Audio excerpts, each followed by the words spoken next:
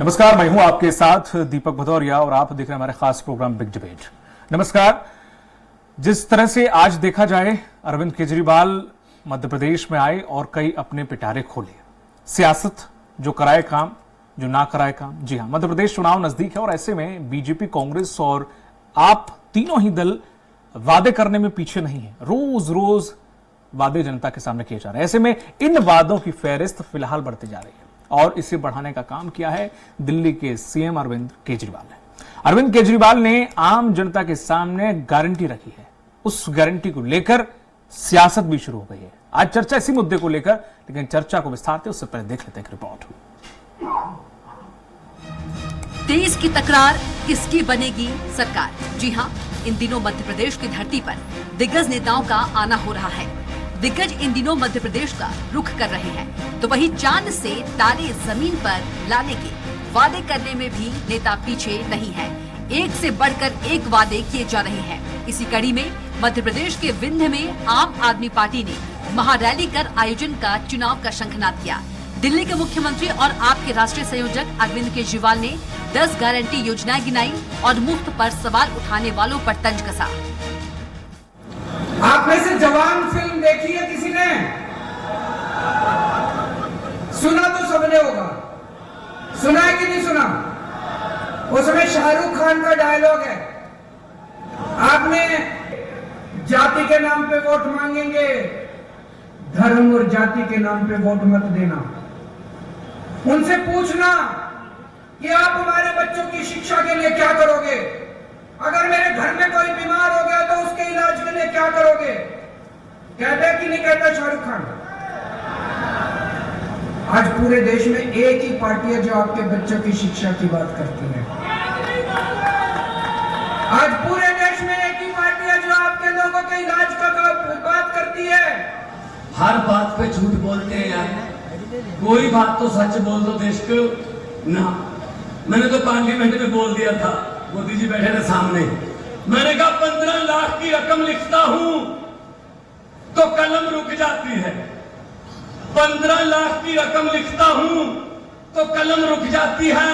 काले धन के बारे में सोचता हूं तो स्याही सूख जाती है। हर बात ही 15 लाख की रकम लिखता हूं तो कलम रुक जाती है।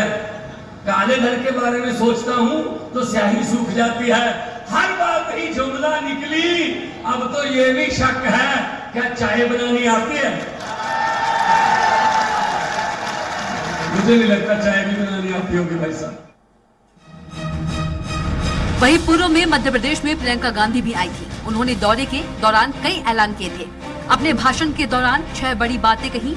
महिलाओं को हर महीने 1500 रुपए, 500 रुपए में रसोई गैस सिलेंडर, पुरानी पेंशन बहाल करेंगे, 100 यूनिट बिजली माफ, 200 पर बिल हाफ, किसानों की कर्ज माफी, दिव्यांगों की पेंशन बढ़ाएंगे, नौकरियों की गारंटी देने की तैयारी। मध्य प्रदेश सरकार विधानसभा चुनाव जीतने के लिए एड़ी चोटी का जोर लगा रही है। हर वर्ग के लिए कुछ न कुछ घोषणाएं की जा रही है। सरकार की योजनाओं की बड़ी फेस्ट है। जनता को करोड़ों की सौगातें दी जा रही है।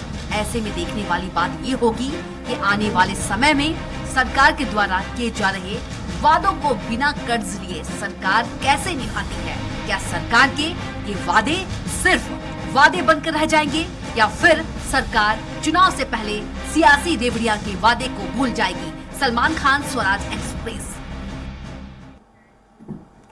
और इसी मुद्दे पर चर्चा करने के लिए हमारे पास खास पैनल जुड़ा हुआ है। राम पांडे जी हैं, प्रवक्ता कांग्रेस, और आपका बहुत बहुत स्वागत है।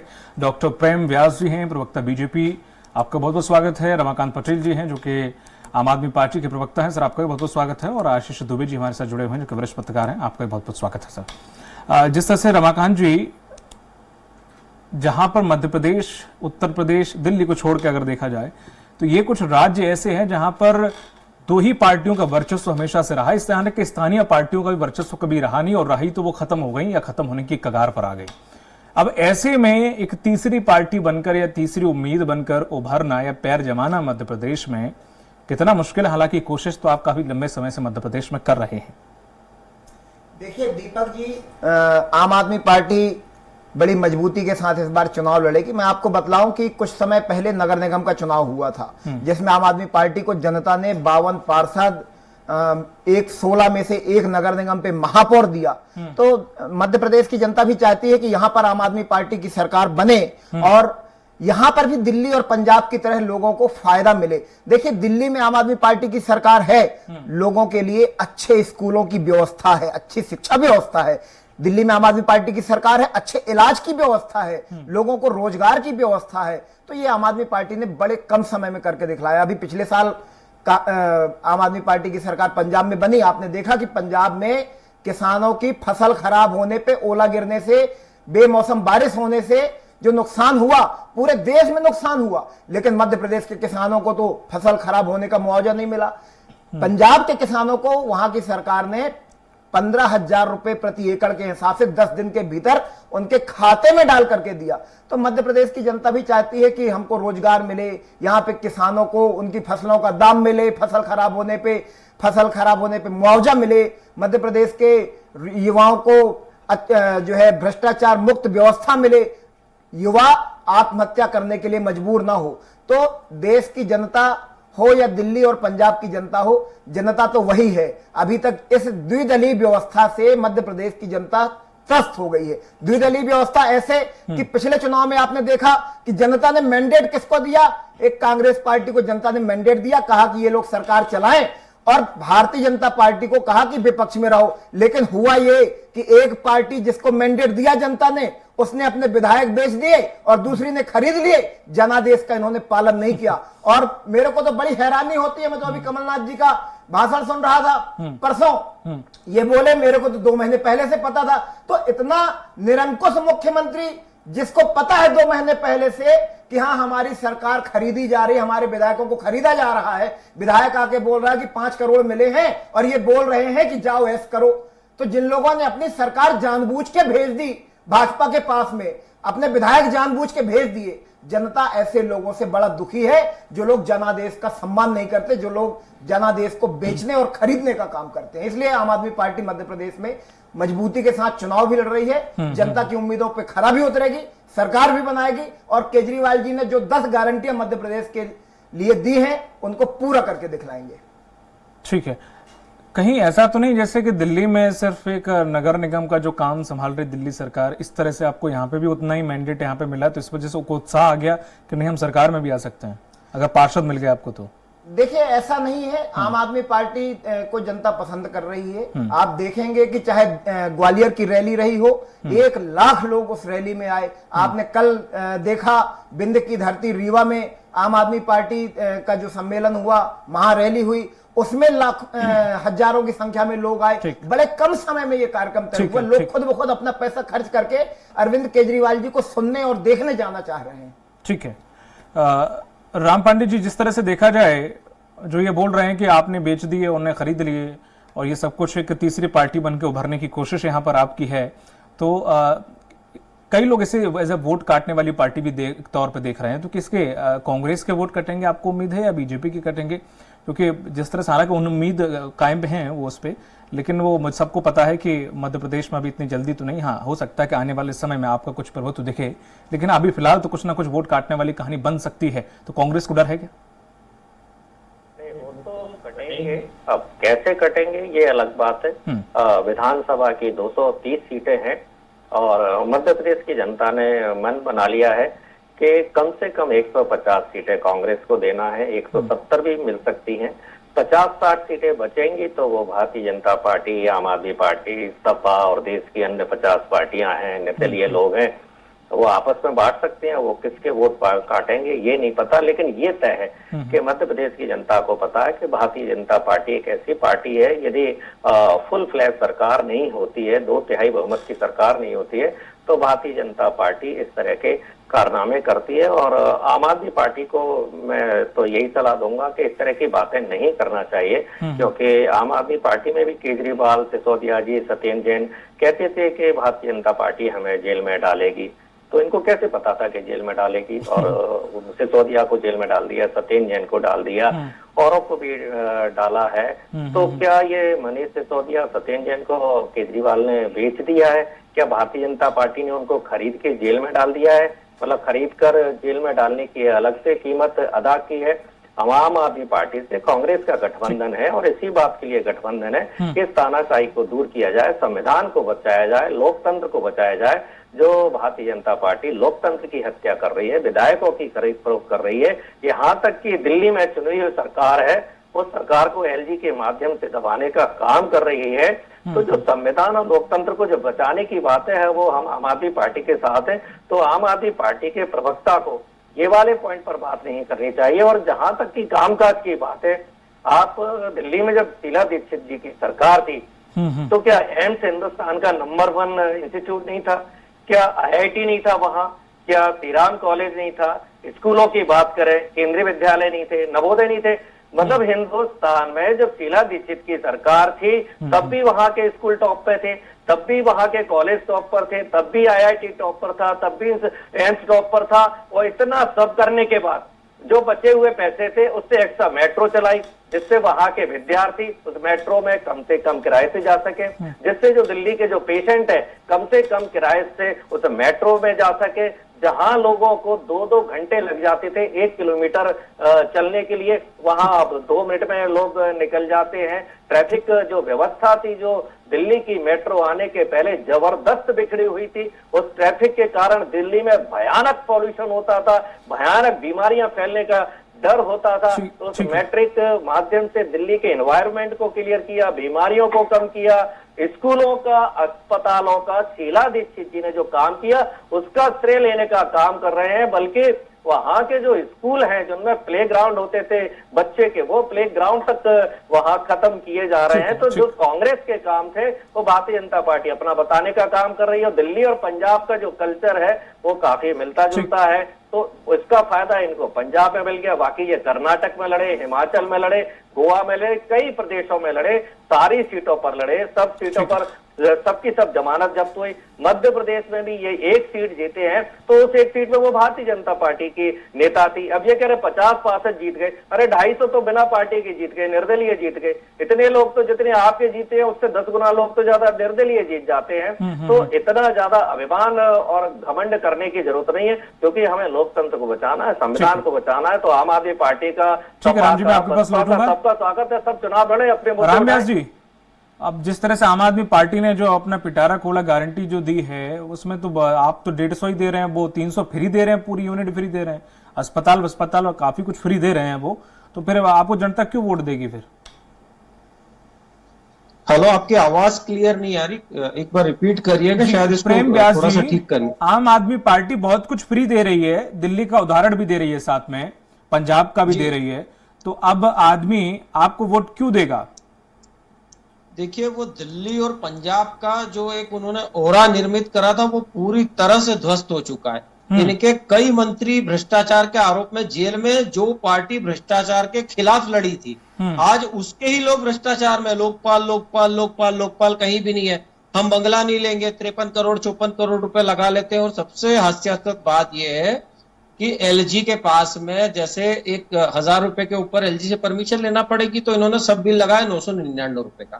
तो अब जो इनकी मंशा है वो जनता ने देख ली। दूसरा, जो 400 लोगों को इन्होंने नौकरियां दी, वो 60 लाख से 1 लाख 60,000 से 1.5 लाख रुपए महीना उन लोगों की तनख्वाहें थी, उनको किस आधार पर नौकरियां दी? ये सिर्फ कार्यकर्ताओं को नौकरियां दी। दूसरा, जो इनके मंत्री हैं जो जेल में, मनीष सिसोदिया जी शराब घोटाले में, मतलब 70 विधानसभा मात्र है जहां 70 विधानसभाओं में इजीली इंस्पेक्शन किया जा सकता है, इजीली जाया जा सकता है। उन 70 विधानसभाओं में इनके 2500 विधायक और मंत्री भ्रष्टाचार के आरोप में जेल चले गए। जनता क्यों विश्वास करेगी? मनीष सिसोदिया जेल में, सत्येंद्र जैन मनी लॉन्ड्रिंग में जेल में, पंजाब में तो आपने भी ताकत लगाई थी, वो फिर भी जीत गए। कानून मंत्री जितेंद्र तोमर जी, असीम अहमद जी, सोमनाथ भारती जी, अमानुल्लाह खान जी, शराब घोटाले में विजय नायर जी। पीने के पानी के लिए इनका पहले कहते थे नगर निगम नहीं है, नगर निगम आने के पश्चात क्या कर लिया? पर आपने पंजाब में ताकत लगाई थी, पर पंजाब में उन्हें सरकार बना ली। हाँ जी, पंजाब में सरकार बना भी ली उन्होंने। अब ताकत तो आपने भी लगाई थी, जब इतने घोटाले हुए, दिल्ली की जनता खुश नहीं है, फिर पंजाब में सरकार कैसे बन गई? ठीक है, मैं दूसरी बात बताता हूं कि निकटवर्ती राज्य में लोग अभी आप देखेंगे थोड़े समय में जो इनका झांसा था वो पूर्ण रूप से खत्म हो जाएगा। अच्छा। पंजाब में भी 117 विधानसभा है, 117 विधानसभा में 2,80,000 रुपए का करोड़ है, और उसके बाद भी जब वहां पर भी बारिश की स्थिति बिगड़ती है तो वहां का मुख्यमंत्री अपने प्राइवेट हेलीकॉप्टर से लेके केजरीवाल जी को लेके उड़ता रहता है, और दिल्ली भी डूबती रहती है। 21 तारीख को मीटिंग रहती है, नहीं करते। 23 को मीटिंग रहती, नहीं करते। 27 को मीटिंग रहती, नहीं करते। 3 तारीख तक तो जब पानी आता है, जहां 8 लाख क्यूसेक पानी छोड़ने पर भी तबाही नहीं मचती, वहां मात्र 3 लाख क्यूसेक पानी छोड़ने पर तबाही मचती। तो ये इनके कार्य हैं दिल्ली में। और जो घोटालों की फेहरिस्त मैंने बताई है, वे तो स्वयं सीधे कहते रहे नहीं है, नहीं है, नहीं है जी, नहीं है जी, नहीं है जी, और नहीं है जी कहते कहते तो एक तरफ तो चाचा जी गारंटी दे रहे हैं, दूसरी तरफ भतीजे जो है वो गारंटी दे रहे हैं। अब जनता को ये देखना है कि जो चाचा है वही भतीजा है। ठीक है आशीष जी, जिस तरह से दिल्ली में जो काम हुआ, दिल्ली में इलेक्ट्रिसिटी वाकई, ये तो मैं भी देख के आया हूँ, वहां पर वाकई कारगर है। बाकी चीजों में अस्पताल वगैरह में पहले हालात थोड़े ठीक थे, अब थोड़ा तो उनकी व्यवस्था है वो रख रखाव के चक्कर में अब अव्यवस्थित होती जा रही है। लेकिन जिस तरह से फिर भी दिल्ली का एक उदाहरण दिया जा सकता है, और पंजाब में किस तरह से काम कर रही है वो आप देख ही रहे हैं, क्या उसका असर यहाँ मध्य प्रदेश में भी देखने को मिल सकता है? क्योंकि यहाँ पर आप और हम सब जानते हैं कि यहाँ पर थोड़ा सा धार्मिक की चीजें ज्यादा रहती हैं, जातिवाद थोड़ा सा ज्यादा रहता है, रूढ़िवादी थोड़ी सोच भी है। दिल्ली की तरह लोग मॉडर्न नहीं है उतने कि बहुत आजाद ख्याल, क्योंकि नहीं अब कुछ और ट्राई करते हैं।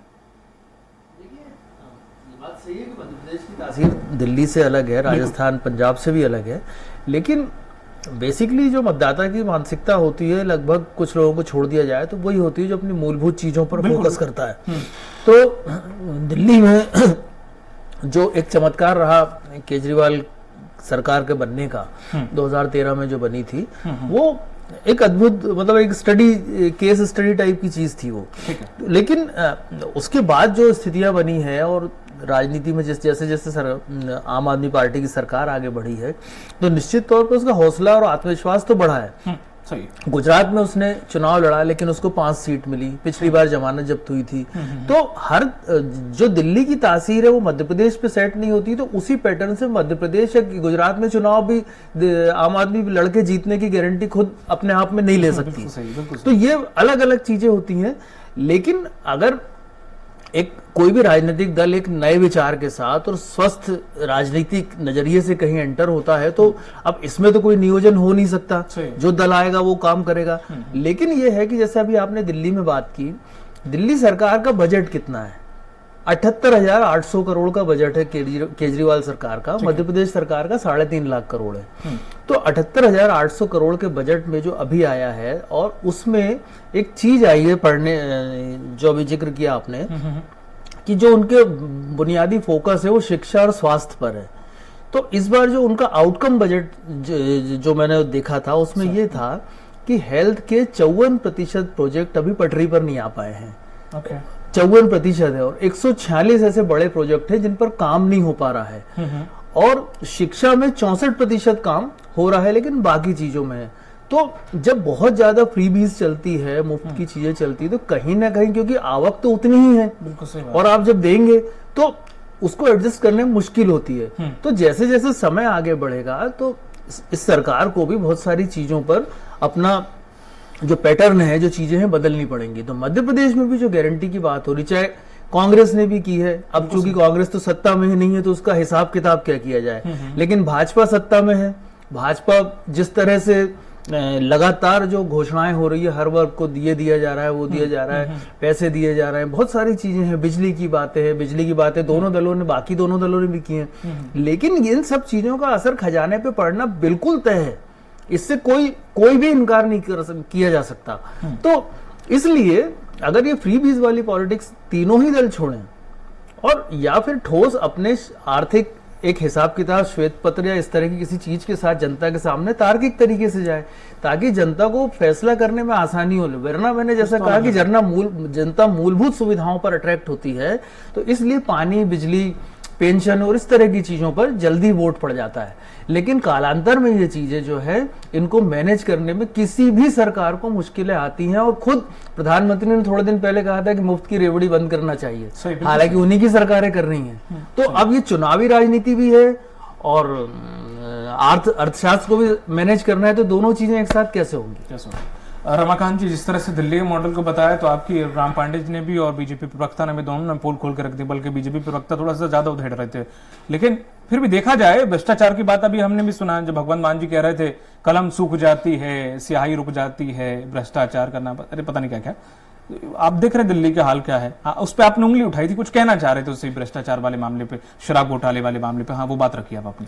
देखिए, मैं भाजपा प्रवक्ता को पहले बतला दूं कि घोटालों का इन्होंने आरोप लगाया है, लेकिन अभी तक 1.5 साल भर के अंदर जितनी भी जांचें इन्होंने की हैं या जांचें चल रही हैं, किसी एक जांच में आम आदमी पार्टी के किसी नेता के ऊपर भ्रष्टाचार का कोई मामला साबित नहीं हुआ है। अगर जेल में डालने की बात है, अगर पारदर्शिता की बात है, तो मेरा यह निवेदन है, प्रधानमंत्री जी से निवेदन है कि व्यापम घोटालेबाजों को जेल में डालें, पोषण आहार के घोटालेबाजों को जेल में डालें, खनन माफियाओं को जेल में डालें। लेकिन भारतीय जनता पार्टी के नेता सारे के सारे जेल में चले जाएंगे अगर प्रधानमंत्री जी ने ऐसा कर दिया तो। रही बात, इन्होंने कहा कि स्वास्थ्य व्यवस्था ऐसी है, शिक्षा व्यवस्था ऐसी है।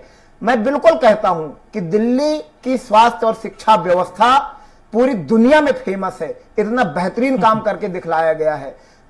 दूसरा कि मध्य प्रदेश के अंदर लोग परेशान हैं, जिनको जरूरत है प्रधानमंत्री आवास की उनको नहीं मिल रहा है, जिनको जरूरत है राशन कार्ड की वो आज भी लाइनों में चक्कर खा रहे हैं, चक्कर लगा रहे हैं, उनको नहीं मिल रहा है। बिना पैसा दिए कोई काम नहीं होता है। आप तहसील चले जाइए, पटवारी के पास चले जाइए, आरआई के पास चले जाइए, किसी कार्यालय में चले जाइए, नगर निगम में चले जाइए, बिना पैसा के कोई काम नहीं होता है। मध्य प्रदेश की जनता को इस लूट से आजादी चाहिए। रही बात बजट की, बात आ रही थी कि अगर फ्री देंगे तो कैसे काम चलेगा। मैं बड़ी विनम्रता के साथ बतलाना चाहता हूं, दिल्ली में हम लोग शिक्षा फ्री दे रहे हैं, इलाज की व्यवस्था फ्री दे रहे हैं, ट्रांसपोर्ट की व्यवस्था फ्री दे रहे हैं, बिजली फ्री दे रहे हैं, पानी फ्री दे रहे हैं। बावजूद उसके दिल्ली का बजट मुनाफे में चल रहा है। हमने 1 रुपए का कर्जा नहीं लिया है। मध्य प्रदेश के अंदर किसी को कुछ नहीं मिल रहा है, लेकिन जितना बजट है मध्य प्रदेश का, उससे ज्यादा कर्जा है मध्य प्रदेश में। हर महीने 2000, 4000, 5000 करोड़ रुपए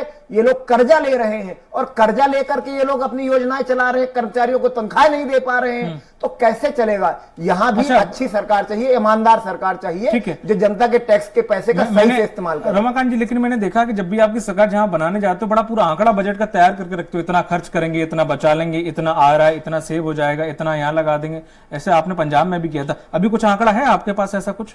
देखिए, पंजाब में हमने सरकार बनाने के बाद 3 महीने के भीतर मुफ्त बिजली वाला वादा पूरा कर दिया। पंजाब का हर महीने हर उपभोक्ता का 300 यूनिट बिजली का बिल जीरो आता है। ये तमाम 90% काम हम पंजाब में पूरा कर चुके हैं, जो हमने वादा किया था। चाहे रोजगार का मामला हो, चाहे किसानों को रोजगार भी दी आपने उधर।